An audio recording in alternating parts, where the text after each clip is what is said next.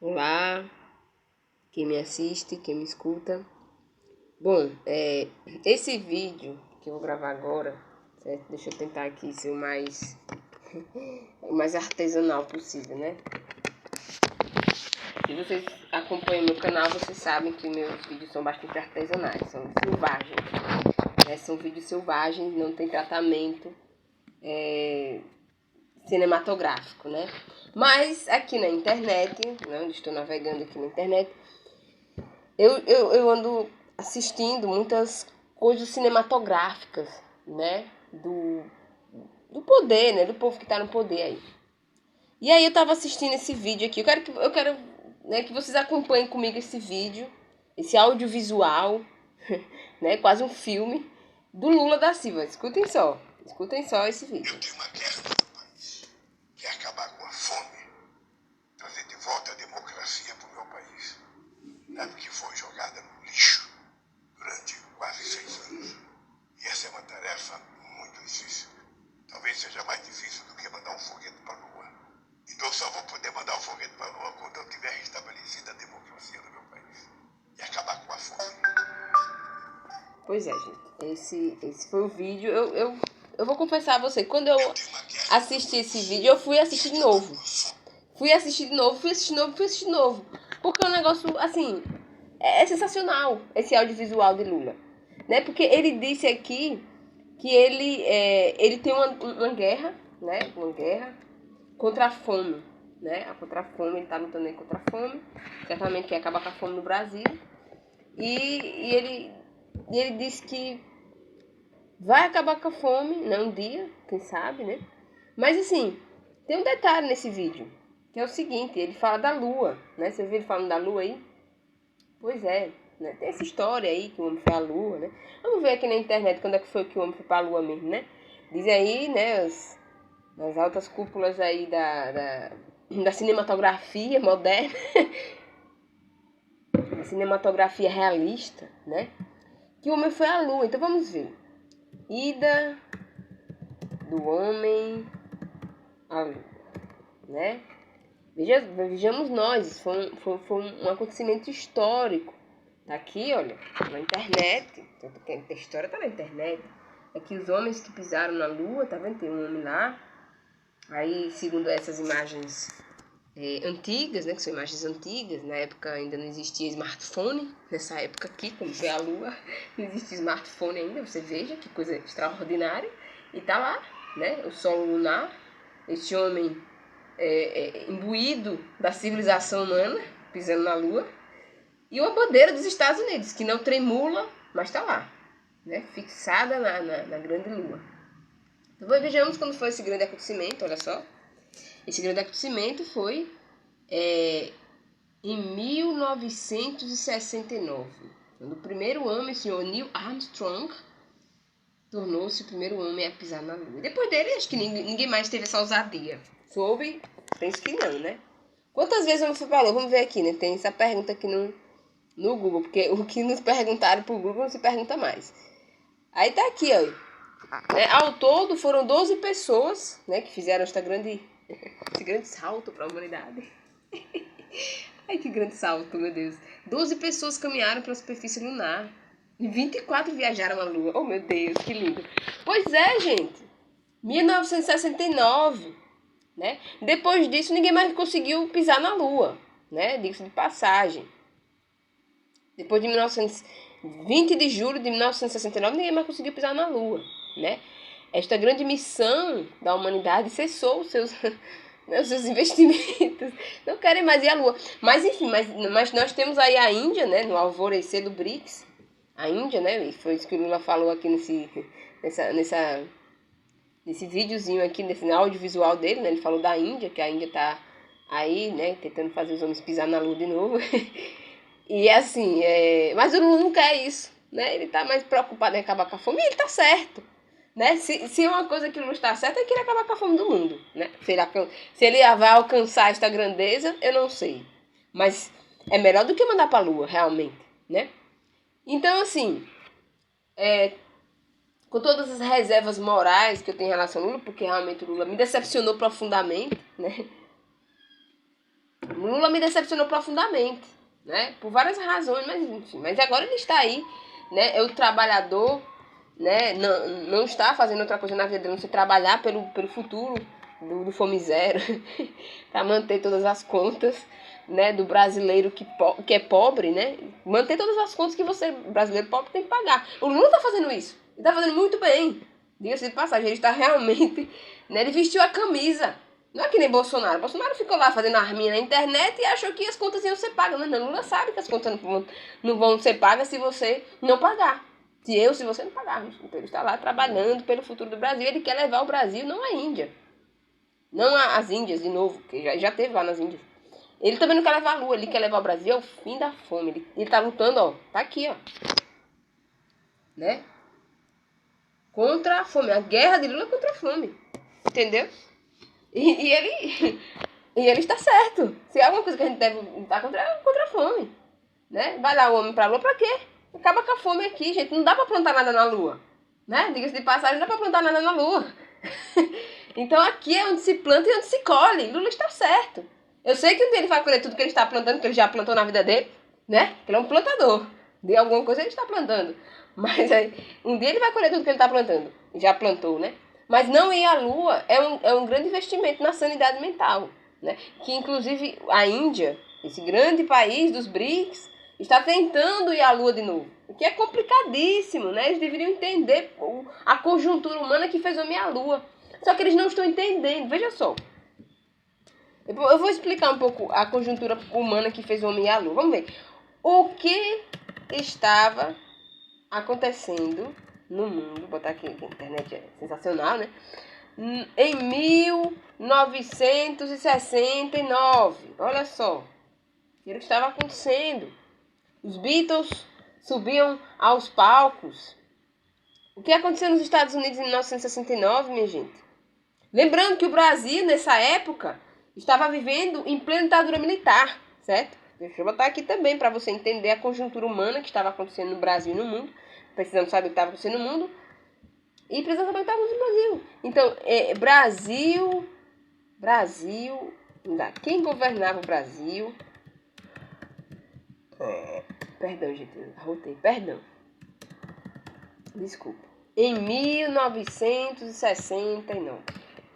Olha só, senhor Costa Silva, tá aqui, ó. O senhor do AI-5, ai que lindo. Era o senhor do AI-5 que estava governando o Brasil. Na época, como pisou na Lua, meu Deus. Estava lá o senhor Costa Silva, né? Colocando nas costas para o brasileiro o AI-5, o ato institucional número 5, se você não sabe, eu vou relembrar para você aqui, que a internet tem dessas grandes, né, dessas grandes vantagens, né, nos relembrar os acontecimentos importantes da história humana recente. Veja você, o homem Armstrong, nos Estados Unidos da América, estava pisando na Lua, mas o brasileiro estava fazendo o quê? Ora, estava fechado na ditadura militar. Estava aqui, ó, os senhores Costa e Silva, com seus assessores militares, fazendo o quê? AI-5, na ditadura institucionalizada. Porque a ditadura brasileira merece respeito, é uma ditadura institucional. Não foi uma ditadura assim ao avesso. Uma ditadura assim, não, teve atos institucionais, teve uma institucionalidade, uma constitucionalidade, né? Então, assim, estávamos em plena efervescência, né, do fim do mundo mesmo aqui no Brasil. Só que bem. O brasileiro estava lá, se virando com a repressão policial militar, que estava acontecendo aqui no Brasil. Mas nos Estados Unidos da América, o que estava acontecendo em 1969? Ora, bolas, Festival do Woodstock. Aqui. Festival do Woodstock, Paz e Amor, ocorreu em 1969 também. Então, tem uma parte dos Estados Unidos, né, que estava indo para a Lua, e a outra parte estava em Woodstock. Oh, amor, drogas e sexo legalizados, não, idealizados, tá? Que movimento hippie, meu Deus, rock, amor, paz e amor contra a cultura e tudo mais que venha com isso. Estava acontecendo em 64. A conjuntura do mundo era essa. Mas tem outro detalhe, vamos ver também, porque o mundo não era só feito de Woodstock, de Beatles e de AI-5. Tem outra coisa acontecendo em 1969. Vamos ver o que estava acontecendo na Rússia. Vejamos nós. Na Rússia? Aliás, Rússia não, porque não era Rússia. Na época era União Soviética. Era o que estava acontecendo na União Soviética em 1969. Ora bolas? Ora bolas! Confrontos armados da União Soviética com a China comunista, que eram países assim, aliados, comunistas. Eles estavam enfrentando o quê? O quê? A Guerra Fria. Ora bolas, a Guerra Fria, gente. Era o que estava acontecendo. Hoje, na história do mundo, se conta, em 1969, o Woodstock, paraíso cor-de-rosa dos hippies. Só queriam usar drogas, ouvir rock e fuder. Mas lá, gente, na história dos soviéticos, estava acontecendo o quê? A Guerra Fria. Olha, Bora. Olha só. Aqui, Guerra Fria. Uma dramática confirmação da Guerra Fria. Em 1969, vejamos o que estava acontecendo na Guerra Fria. Vejamos nós, isso aqui está aqui na história, gravado na história. Vamos ler? Numa dramática confirmação da crescente ruptura entre as duas mais poderosas nações comunistas, União Soviética e República Popular da China, abriram fogo uma contra as outras em 2 de março de 1969, no posto fronteiriço entre o rio Ussuri, na região oriental da União Soviética, no norte de Vladivostok. Então, estava lá os norte-americanos se entorpecendo com a lua de Manhattan, né? A lua de Manhattan foi onde eles foram. Tinha outra parte se entorpecendo com droga e rock and roll no Woodstock. No Brasil estava um entorpecimento generalizado no AI-5, todo mundo se enfiando na ditadura militar. Aqui no Brasil e também na América Latina. Vejamos que na América Latina o que estava acontecendo era muito dramático. O Brasil viveu uma coisa menos dramática do que viveu a América Latina inteira. Porque se você for olhar a história latino-americana, das outras repúblicas. Deixa eu botar aqui uma república. Uma república latino-americana. Chile. O que estava acontecendo no Chile em 1969? Allende. Salvador Allende. Estava tomando poder lá. Estava tendo uma disputa. O senhor Salvador Allende, né? Quem foi o senhor Salvador Allende? Ele foi ditador, presidente, sei lá, qualquer coisa, do Chile, nessas épocas aí, de 1969. Vamos ver o que estava acontecendo no Chile. Vamos ver. Salvador Allende. Olha só. República Chilena. Olha só, o senhor Salvador Allende era um médico social-democrata que foi assumir o poder também no Chile, que na época dessas repúblicas efervescentes, né? Não hippie, né? As nossas repúblicas não ficaram hippies, não ficaram Woodstock, ficaram diferentes, né? Ficaram uma coisa diferentemente do que os americanos estavam pensando. Aí que o senhor Salvador Allende, né, assumiu o poder, e aí muitas carnificinas se deram, né? Em 1964 teve uma situação presidencial lá. Aí teve a inteligência dos Estados Unidos se metendo, aquela coisa toda da Guerra Fria, tudo da Guerra Fria.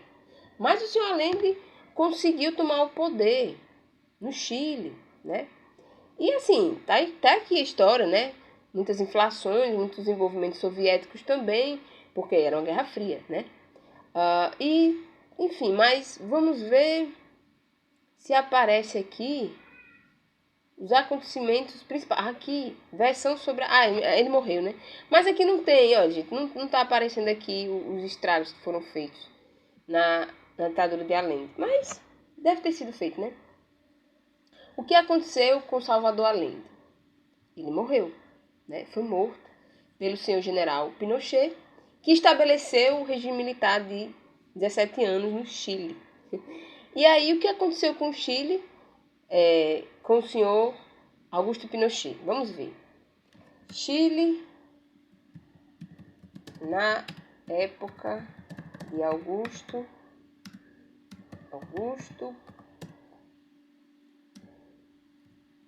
Pinochet. Aqui, vamos ver. Augusto Pinochet. Daqui a pouco acaba esse vídeo. Vamos lá. Mergulhou em uma ditadura de longos 17 anos. Como foi o governo do senhor Augusto Pinochet? Segundo dados aqui do Google, da Wikipedia, o regime foi caracterizado pela supressão sistemática de partidos políticos, pela perseguição de dissidentes, que era sem precedente na história do Chile. Ao todo, o regime deixou mais de 3 mil mortos ou desaparecidos, torturou milhares de prisioneiros e forçou 200 mil chilenos ao exílio. Coisa básica. Isso foi o que aconteceu no Chile. Mas, enfim, se você for fazer uma lista dos países latino-americanos, aleatoriamente, pega um país aí latino-americano aleatoriamente, pesquisa no Google nessa época aí de 1960, 1970, para você entender o que foi a Guerra Fria. Para nós aqui latino-americanos, como dizia o grande cantor da nacionalidade resistente, que foi o Belchior, eu sou apenas um rapaz latino-americano, sem dinheiro no bolso, sem parentes importantes, sem dinheiro no banco. O Brasil é parte desses latino-americanos sem dinheiro no banco, mas que tinha o quê?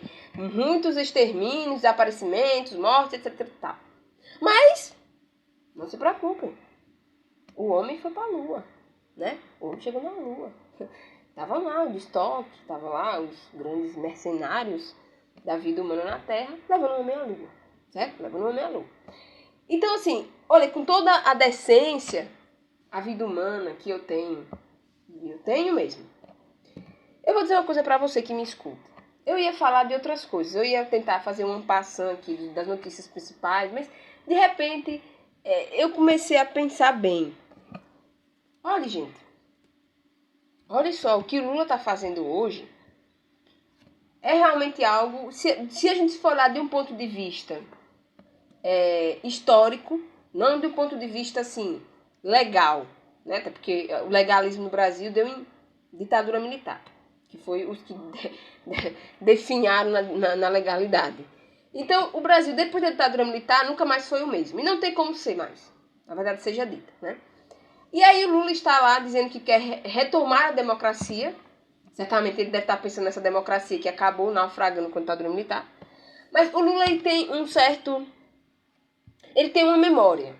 Ele tem uma memória histórica, né? Você pode falar o que for do Lula, né?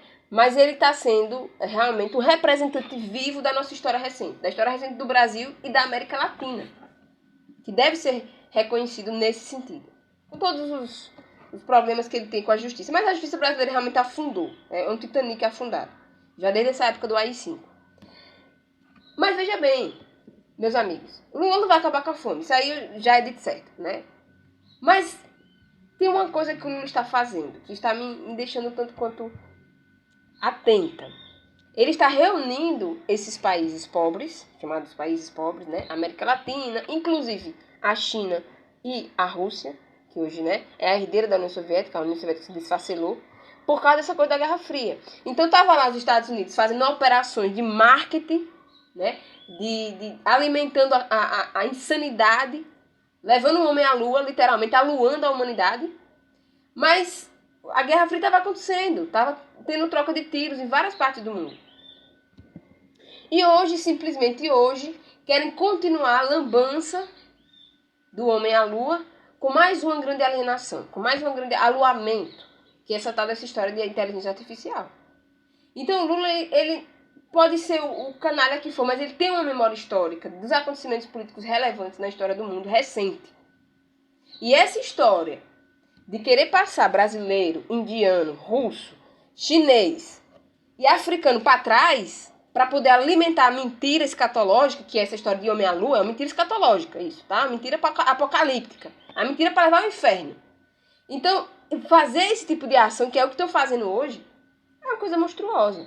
Mas os BRICS estão se recompondo aí, estão fazendo esse trabalho maquiavélico, né? Superando, inclusive, a esperteza de quem quis aplicar em cima de nós. Quem quer aplicar em cima de nós, os latino-americanos, os terceiro-mundistas, ainda são os banqueiros de Manhattan. São eles que querem aplicar ao mundo todo essa história de homem à lua, para continuar ganhando em cima da opressão do dinheiro, que eles fabricam lá do nada. Um dinheiro que é só especulação. Especulação da guerra, do terror, de todo tipo de terror que você possa imaginar. Então, veja bem, o presidente Lula, com toda a sua retórica, né, esquerdista, mas ele tem uma memória viva, né? Ele tem uma memória viva. E isso a gente tem que preservar, certo? Então, brasileiros, indianos, chineses, russos, sul-africanos, a gente, né, essas gentes foram realmente suprimidas, né, por toda a ganância geopolítica que dominou a Guerra Fria, que foi o que fez vencer a Guerra Fria, supostamente venceram a Guerra Fria. Mas esse monstro da Guerra Fria está aí levantado. Levantou sua cabeça, novamente. E é a última cabeça, a cabeça mais medonha. Então, não, Lula, não vamos acabar com a fome, nós vamos acabar com outra coisa. Né? O BRICS, ele está funcionando para acabar com outra coisa, eu penso. E vou acabar esse vídeo com uma notícia que tem a ver com esta cabeça aí, dessa grande cabeça escatológica. Olha só, essa notícia é muito relevante. Pois bem, eis que lá nos Estados Unidos da América, este grande potentado da mentira humana, né? Eis que lá o senhor Donald Trump, que é esta figura aqui, nada simpática, né? Olha a cara dele, né? Ele foi pra prisão, foi fotografado, né? Isso é uma foto de prisão. Ele foi catalogado lá na prisão. Por quê? Né? Por uma série de supostos crimes que ele cometeu aí contra o governo norte-americano. Mas ele postou essa foto aqui, que eu acho muito histórica. Isso aqui é histórico, né? Vai ficar pra história. Ele postou lá no Twitter do Elon Musk, né? Que agora é do Elon Musk. E o Elon Musk é, né, parceiro aí dos crimes cibernéticos da Lua. E aí, dos aluados, né? E aí está lá o presidente. Isso aqui é uma foto de presidiário, né? Ele tá fazendo a cara aqui de presidiário. E ele diz aqui, isso ele postou no Twitter, as eleições houve uma interferência nas eleições e ele nunca vai desistir. Né? Nunca. Então, o Donald Trump disse, nunca vou me render. Nunca vou me render. Ele continua afirmando que houve interferência nas eleições, que elegeram o Biden, e ele disse que nunca vai se render. Detalhe, olha só, ele está angariando fundos, dinheiro, dólares, né, para a campanha presidencial, né? Então, ele está continuando a fazer sua campanha presidencial. Isso aqui, essa foto que ele postou no Twitter, né? Mesmo ele estando fichado na polícia, mesmo assim, ele teve essa audácia, né? Porque o Twitter, né? Deixa, tudo bem, tanto faz, né? Agora tá todo mundo presidiário, né? Já mandaram prender o Putin, mas não conseguem. O Lula já foi preso e foi solto, então ninguém liga mais pra lei, né? Eles estão jogando a lei, mandando a lei pra Lua, né? E a Lua não quer mais essa lei, né? A Lua não quer mais que ninguém pise lá, eu penso. Mas enfim, né? Tem a Índia tentando ir à Lua, ainda, né? Os indianos ainda estão nessa perspectiva aí da Lua. Mas o Donald Trump já sabe onde acaba a Lua. Ele sabe onde começa e onde acaba a Lua. Acaba aqui, ó. Começa e acaba aqui, ó. Dezenas de milhões de dólares. Só isso. A Lua, para onde supostamente a humanidade foi levada, né? E foi mesmo, né? Na grande insanidade do mundo. É só isso, ó. Dezenas de milhões de dólares. Só isso. Transformados em alguma maquiagem cinematográfica. Por que você acha que Hollywood gasta tantos milhões, bilhões em filmes? Aquilo ali é pra quê, você acha? É pra entorpecer a humanidade. Do mesmo jeito que fizeram na época da Lua, né? O Woodstock e demais empresas da alienação, mas não foi parar tudo em Hollywood.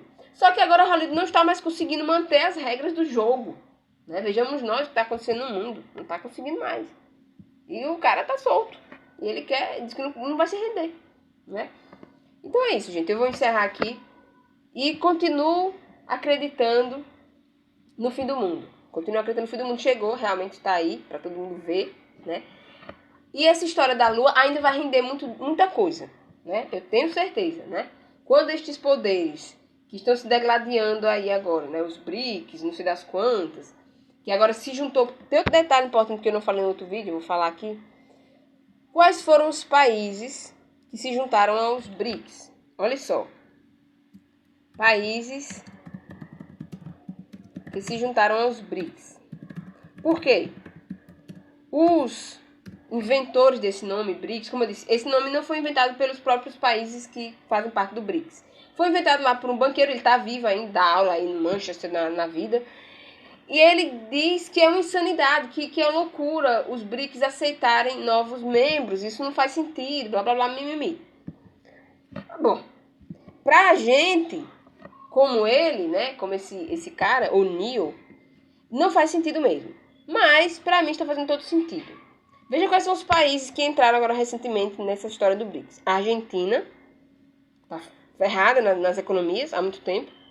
A Arábia Saudita, né, impregnada do petrodólar insano, que mata, rouba e destrói.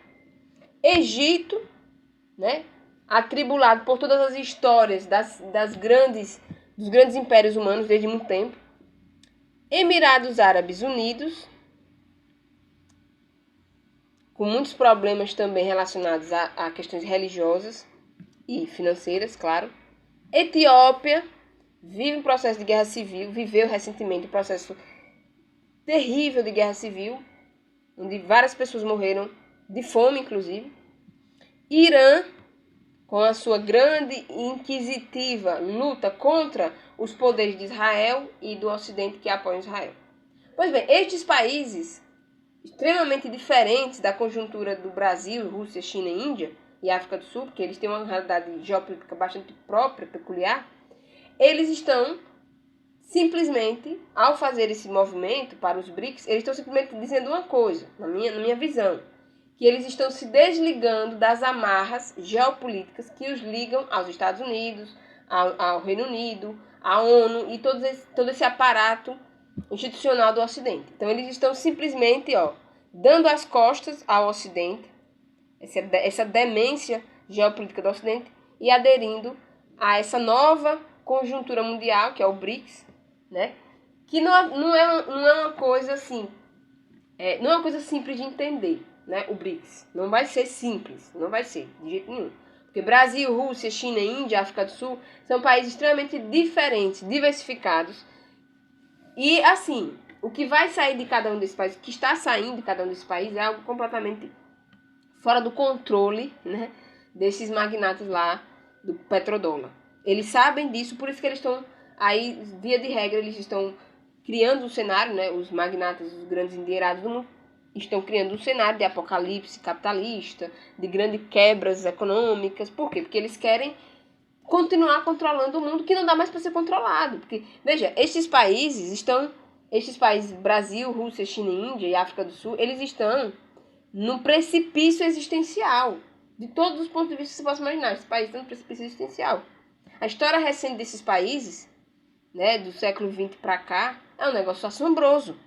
Assombroso que esses países estejam ainda vivos, existindo enquanto nações, enquanto organizações geopolíticas. É um assombro. Veja o que aconteceu com a China no século passado, você vai entender o que eu estou falando. A China, a Índia, África do Sul, Rússia, Brasil viveram histórias realmente dramáticas no século XX. E os países do Ocidente, do Ocidente geopolítico, eles não estão vendo esse precipício existencial, né?